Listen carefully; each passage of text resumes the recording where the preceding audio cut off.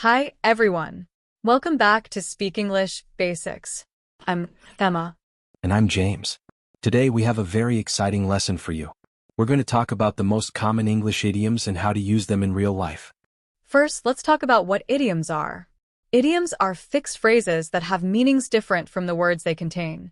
You cannot understand idioms just by looking at the words. That's right. For example, if I say it's raining cats and dogs, what do you think it means? Well, it doesn't mean animals are falling from the sky. It actually means it's raining very heavily. Exactly. So, idioms are special phrases that you need to learn as a whole. You cannot always guess their meanings from individual words. Now, let's look at some of the most common idioms in English. Our first idiom is break the ice. It means to start a conversation and make people feel comfortable in a social situation. Yes. Imagine you are at a party and you don't know anyone.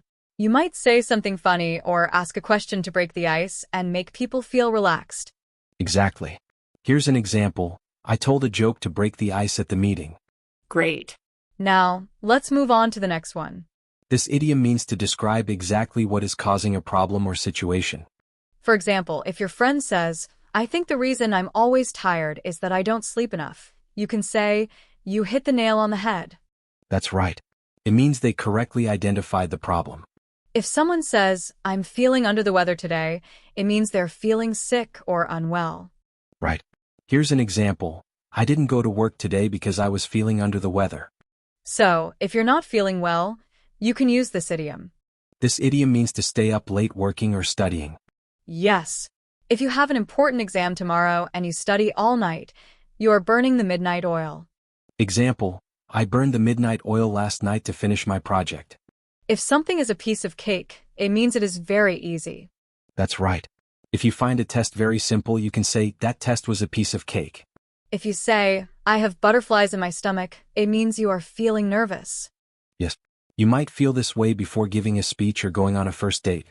Example, "I had butterflies in my stomach before my job interview." If you are over the moon, it means you are extremely happy. Example, "I was over the moon when I won the competition." If something breaks the bank, it means it is too expensive.